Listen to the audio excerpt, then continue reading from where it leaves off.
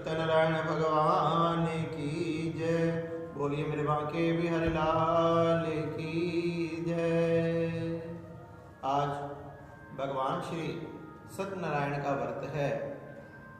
भगवान के भगत इस व्रत को बड़े ही प्रेम से करते हैं। बताया जाता है एक समय नैमिषारण्य तीर्थ में विराजमान शौनकादिक 88,000 ऋषियों ने श्री सुत जी से पूछा, हे प्रभु, इस कलयुग में वेद विद्या रहित मनुष्य को प्रभु भक्ति किस प्रकार मिलेगी? कलिकाल का मनुष्य वेद शास्त्र आदि को पढ़ नहीं पाता, फिर भी भगवान की भक्ति उन्हें किस प्रकार प्राप्त होगी? उनके उद्धार का, उनके पापों से छुटकारा पाने का, उनके संकटों से बचने का, उनकी मनोवांछित इच्छाओं को पूरे करने का कोई ऐसा सरल उपाय बताएं जिसे सभी मनुष्य धारण कर सके। फिर सर्वशास्त्र ज्ञाता श्री सुत जी बोले, हे वैष्णवों में पूज्य, आप सबने प्राणियों के लिए बड़ी ही सुंदर बात पूछी है। मैं आपको एक ऐसा व्रत बतलाता हूँ जिस व्रत को नारद जी ने श्री लक्ष्मी नारायण भगवान से पूछा था, तथा लक्ष्मीपति ने भगवान ने श्री महर्षि नारद जी से कहा था। एक समय योगी राज नारद जी दूसरों की हित की इच्छा से अनेक लोकों में घूमते हुए मृत्यु लोक में आ पहुंचे।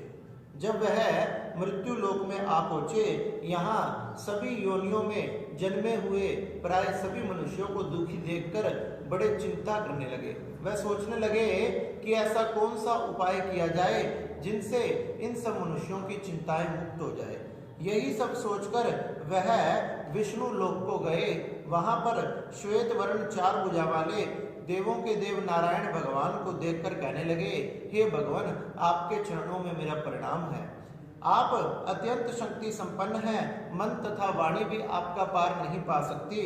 आपका ना कोई आदि है, ना मध्य है, ना अंत है। इस प्रकार से भगवान की स्तुति करने लगे। भगवान श्री नारद जी की स्तुति से प्रसन्न हो गए तथा भगवान बोले, हे मुनिश्रेष्ठ, आपके मन में क्या है? निसंकोच होकर कहो, आप किस काम के लिए आए हो? तब नारद मुनि बोले, मृत्यु लोक में सभी मनुष्य अपने कर्मों द्वारा दुखी है। हे भगवान, ऐसा कोई उपाय बताए जिससे उन सबके दुख दूर हो जाए। हे नारद जी, आपने मनुष्यों की भलाई के लिए बड़ी ही सुंदर बात पूछी है। आज मैं आपको ऐसी गुप्त बात को कहता हूँ जिसे एक बार लक्ष्मी जी ने मुझसे पूछा था। आप ध्यान से सुनो। बहुत पुण्यों को देने वाला, स्वर्ग तथा मृत्यु लोक दोनों में दुर्लभ एक उत्तम व्रत है जिसका नाम है भगवान श्री सत्यनारायण का व्रत। भगवान श्री सत्यनारायण का व्रत विधि पूर्वक करने से मनुष्य के सब दुख दूर हो जाते हैं तथा मृत्यु के उपरांत उसे मोक्ष की प्राप्ति होती है। भगवान के वचन सुनकर नारद मुनि कहने लगे, इस व्रत का क्या फल है, क्या विधान है तथा किस किस ने इस व्रत को किया, यही सब हम सुनना चाहते हैं। भगवान बोले, दुख शोक आदि को दूर करने वाला, धन धान को बढ़ाने वाला तथा सौभाग्य तथा संतान को देने वाला यह व्रत सभी स्थानों पर विजय प्रदान करने वाला है। हे नारद जी, पूर्णिमा के शाम के समय, सत्यनारायण के शाम के समय अपने ब्राह्मणों तथा बंधुओं को बुलाकर भगवान की पूजा करें। भगवान की पूजा करके भक्ति भाव से उन्हें केले का फल, दूध, दही, गेहूं का चूर्ण, सवाया आदि शक्कर गुड़ समर्पित कर देवें तथा भक्षण योग्य पदार्थ जमा करके भगवान को अर्पण कर देवें। ब्राह्मणों सहित भोजन करें तथा सबसे पहले ब्राह्मणों को भोजन कराकर फिर स्वयं भोजन करें। इस प्रकार नृत्य गीत आदि का आचरण करते हुए सत्यनारायण भगवान का यह व्रत करना चाहिए। विशेषकर कलिकाल में यह भूमि पर मोक्ष का सरल उपाय है। सुत जी बोले, हे ऋषियों, जिसने पहले समय में इस व्रत को किया उसका इतिहास तुम्हें कहता हूँ। आप ध्यान से सुनो। सुंदर काशीपुरी नगरी में एक अत्यंत निर्धन ब्राह्मण रहता था। वह भूख और प्यास से बेचैन हुआ पृथ्वी पर घूमता था। ब्राह्मणों से प्रेम करने वाले भगवान ने एक दिन उस ब्राह्मण को दुखी देखा तो बूढ़े ब्राह्मण का रूप बनाकर उसके पास जाकर पूछने लगे कि आप नित्य पृथ्वी पर दुखी होकर क्यों घूमते हो? वह कहने लगे कि हे ब्राह्मण देवता, मैं निर्धन ब्राह्मण हूँ और भिक्षा के लिए पृथ्वी पर घूमता हूँ। अगर आप ऐसा कोई उपाय जानते हो कि मुझे ज्यादा भटकना ना पड़े, घूमना ना पड़े, तो कृपया करके मुझे वो उपाय बताइए। जब बूढ़े ब्राह्मण का रूप धारण करने वाले नारायण भगवान कहने लगे, हे ब्राह्मण, आप सत्यनारायण भगवान का व्रत करो, वह व्रत सभी की मनोकामनाओं को पूर्ण करने वाला है, इसलिए आपने उसका व्रत करना चाहिए। उस ब्राह्मण को नारायण भगवान ने व्रत का सारा विधान बताया और व्रत का विधान बता के अंतर ध्यान हो गए। जिस व्रत को वृद्ध ब्राह्मण ने बतलाया उस व्रत को मैं करूंगा, ऐसा निश्चय कर कर आज जैसे ही वह भिक्षा मांगने के लिए गए तो उन्हें बहुत सा धन प्राप्त हुआ। उन्होंने भगवान की भोग की सामग्री जुटाकर भगवान का बंधुओं के साथ व्रत किया तथा सब दुखों से छूटकर संपत्ति से युक्त हो गया। उस समय से वह ब्राह्मण हर मास ये व्रत करने लगा। इस तरह सत्यनारायण भगवान के व्रत को जो करेगा वह सब पापों से छूटकर मोक्ष को प्राप्त होगा। बताया आगे भी जो पृथ्वी पर इस व्रत को करता है वह सब दुखों से छूट जाता है। इस तरह नारद जी ने नारायण का कहा हुआ ये व्रत मैंने तुमसे कहा, हे विप्रो, अब मैं और क्या कहूँ। ऋषि बोले, हे मुनीश्वरों, संसार में इस ब्राह्मण से सुनकर किस किस ने इस व्रत को किया ये भी हम सुनना चाहते हैं, इसके लिए हमारे मन में श्रद्धा है। सूत जी बोले, हे मुनियों, जिसने पहले इस व्रत को कहा उसे मैं कहता हूँ, आप ध्यान से सुनो। एक समय एक ब्राह्मण धन तथा ऐश्वर्य के अनुसार बंधु बांधुओं के साथ व्रत करने के लिए तैयार हुआ। उसी समय एक लकड़ी बेचने वाला बूढ़ा आदमी वहां आया। बूढ़े आदमी ने 12 लकड़ियों को रखकर ब्राह्मण के मकान में गया। प्यास से दुखी होकर लकड़हारा उनको व्रत करते हुए देखकर पूछने लगा कि आप ये क्या कर रहे हैं। वह कहने लगे, हम सबों मनोकामनाओं को पूर्ण करने वाला सत्यनारायण भगवान की कृपा से उन्हीं का व्रत कर रहे हैं। इन्हीं की कृपा से हमारे यहाँ धनदान आदि की वृद्धि हुई है। ब्राह्मण से इस व्रत के बारे में सब कुछ जानकर लकड़हारा बड़ा प्रसन्न हुआ और चरणामृत तथा प्रसाद लेकर घर आ गया। लकड़हारे ने अपने मन में संकल्प किया कि आज ग्राम में लकड़ी बेचने से जो धन प्राप्त होगा मैं भी उसी से ये व्रत धारण करूंगा। ऐसा विचार कर कर जहाँ धनवान लोग रहते थे वहां लकड़ी बेचने के लिए गया तो आज उसे बहुत सा धन प्राप्त हुआ। उसे रोज से दुगना दाम मिला। आज वह बड़ा प्रसन्न हुआ। वह भगवान के लिए फल फ्रूट तथा घी, शक्कर, गेहूं, दूध, दही आदि लेकर सत्यनारायण भगवान की पूजा की सारी सामग्रियां लेकर अपने भाइयों को बुलाकर विधि पूर्वक भगवान का पूजन करने लगा। उस व्रत के प्रभाव से वह बूढ़ा लकड़हारा धन तथा पुत्र आदि से युक्त हो गया और समस्त सुख भोग कर बैकुंठ को चला गया।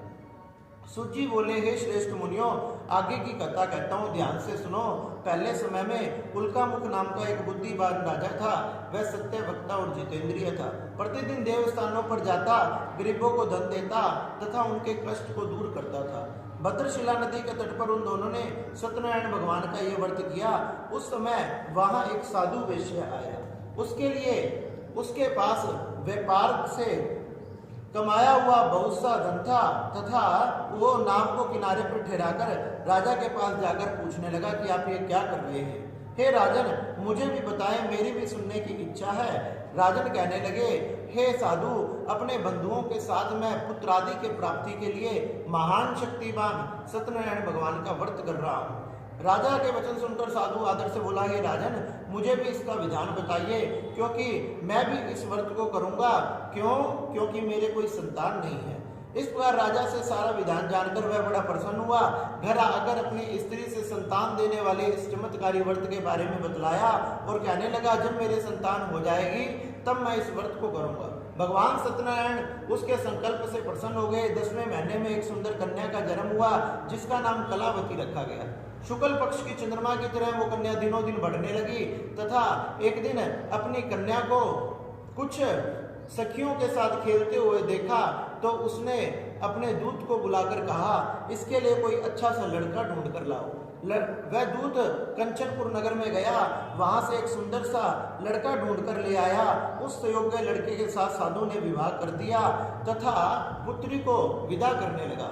लेकिन दुर्भाग्य से उस समय भी इस व्रत को करना भूल गया तथा उस व्रत को करना भूल गया तो सत्यनारायण भगवान इससे क्रोधित हो गए तथा सत्यनारायण भगवान ने क्रोधित होकर उसे श्राप दे दिया कि तुझे दारुण दुख की प्राप्ति हो। अपने कार्य में साधु बनिया जमाता सहित एक बार दोनों ससुर जमाई समुद्र स्थित नगर में व्यापार करने के लिए गए। एक रोज भगवान सत्यनारायण की माया से प्रेरित होकर कोई चोर राजा का धन चुरा कर ले गया किंतु राजा के दूतों को आता देखकर चोर ने घबराकर भागते हुए राजा का धन वहीं छिपा दिया।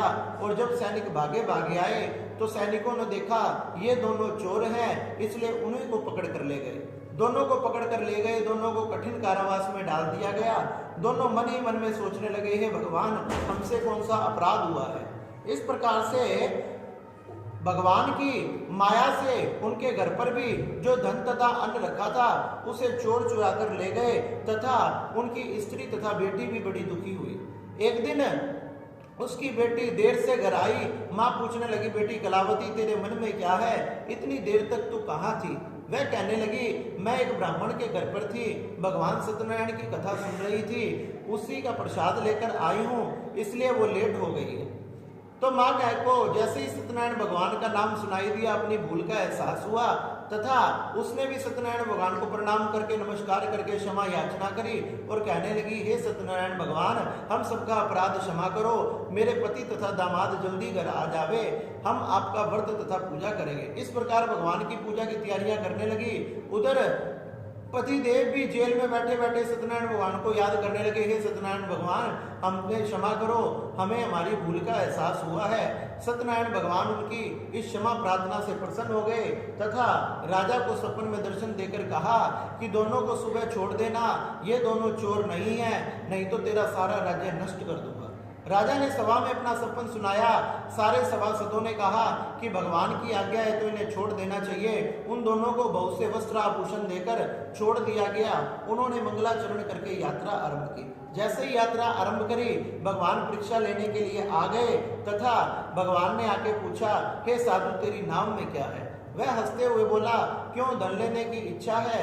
मेरी नाम में तो बेल और पत्ते भरे हुए हैं। इस प्रकार भगवान ने कहा, तेरा वचन सत्य हो। वह थोड़ी दूर जाकर एक आसन लगाकर बैठ गए तथा जब दोनों ने नित्य क्रिया करने के बाद नाव पे से कपड़ा उठाया और अपने नौका में धन की जगह बेल और पत्ते भरे देखा तो बड़ा अचंभा हुआ। जब जैसे ही बेल पत्ते देखे मूर्छित होकर जमीन पर गिर पड़ा तथा जमाई ने उठाते हुए कहा कि ये भगवान का श्राप है, हमने उनकी शरण में चलना चाहिए। वह भगवान के शरण में गए, क्षमा याचना मांगने लगे। वो भगवान ने आकाशवाणी की, हे साधु, तू बार बार मेरी पूजा से विमुख क्यों होता है? तू असत्य वचन क्यों बोलता है? वह बार बार क्षमा मांगने लगे, हे प्रभु, आपकी माया का पार तो ब्रह्मा आदि देवता भी नहीं पा सकते, फिर हम कैसे पा सकते हैं? हे भगवान, आप मुझ पर कृपा करो, पहले की तरह नौका में धन भर दो, हमें क्षमा करो, हम सबका अपराध क्षमा करो। भगवान प्रसन्न हो गए, उसकी नौका में धन भर दिया। उन्होंने फिर से यात्रा आरंभ करी। जैसे ही अपने नगर के निकट पहुंचने लगे, एक दूत को घर भेज दिया तथा दूत को घर भेजकर कहा कि संदेश दे देना, हम आ रहे हैं। जैसे ही दूत ने घर आकर संदेश दिया तो उनकी पत्नी बड़ी प्रसन्न हुई, अपनी बेटी से कहने लगी, मैं अपने पति के दर्शन के लिए जाती हूँ, तुम जाकर जल्दी पूजा पूरी कर कर आ जाना। इस प्रकार से वह अपने पति के दर्शन के लिए चली गई, लेकिन जल्दबाजी में उसकी पुत्री भगवान का प्रसाद लेना भूल गई। भगवान रुष्ट हो गए। जैसे ही पुत्री ने आकर देखा, भगवान ने नाव तथा उसके पति को समुद्र में डुबो दिया। ऐसे डूब जाने के बाद साधु बड़ा चिंतित हुआ। सभी रोने लगे, विलाप करने लगे, हाथ उठाकर कहने लगे, भगवान, हमसे क्या अपराध हुआ है, हमें क्षमा करो। आकाशवाणी हुई कि हे साधु, तेरी कन्या मेरे प्रसाद को त्याग कर आई है, अगर जाकर प्रसाद ग्रहण कर कर आएगी तो उसे उसके पति की अवश्य प्राप्ति होगी। इस प्रकार उस आकाशवाणी को सुनकर वो पुत्री भागी भागी घर गई तथा प्रसाद लेकर जैसी लौटी तो उसे उसके पति की तथा नाव धन से भरी हुई प्राप्त हुई। इस प्रकार से साधु अपने समस्त परिवार के साथ हमेशा सत्यनारायण भगवान का व्रत करता रहा। धन दान आदि से युक्त होकर अंततः सभी पापों को नष्ट कर कर वैकुंठ को प्राप्त हुआ। इस प्रकार से श्री सूत जी महाराज कहने लगे, एक समय प्रजापालन में लिंगतुज नाम का राजा था। वह भी शिकार खेलने के लिए वन में गया। शिकार खेलने के बाद बड़ के पेड़ के नीचे बैठा था। उसके सामने कुछ ग्वाल वाले भगवान का पूजन कर रहे थे। भगवान का पूजन कर रहे थे तो अभिमानवश ना भगवान को नमस्कार किया, ना प्रणाम किया, ना पूजन करने गया। और कमाल तो जब हो गई, जब कुछ ग्वाल वाले प्रसाद देने के लिए आए तो प्रसाद लेने से भी मना कर दिया। इस प्रकार जब जैसे ही अपने नगर को वापस लौटा, नगर चारों तरफ से नष्ट भ्रष्ट पाया, साधु संतों से पूछा तो उन्होंने कहा तुझसे जरूर भगवान का कोई अपराध हुआ है, अपनी भूल का एहसास हुआ।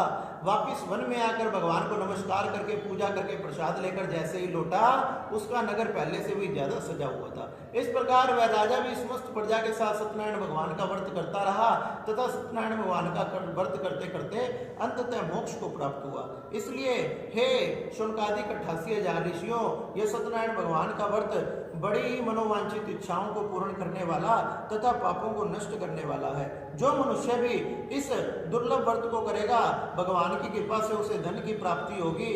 निर्धन को धन की प्राप्ति, जो बंधनों में है उसके सब बंधन मुक्त हो जाएंगे। संतानहीनों को संतान की प्राप्ति होगी तथा सबकी मनोरथ पूरी होगी और अंततः वैकुंठ की प्राप्ति होगी।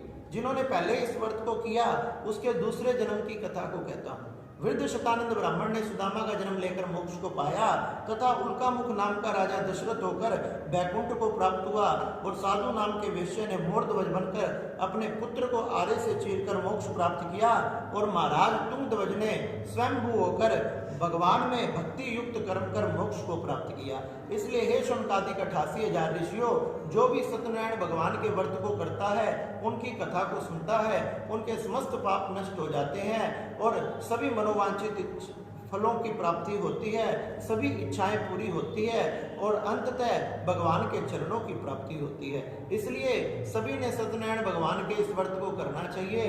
सत्यनारायण भगवान सब पे कृपा करने वाले। बोलिए सत्यनारायण भगवान की जय।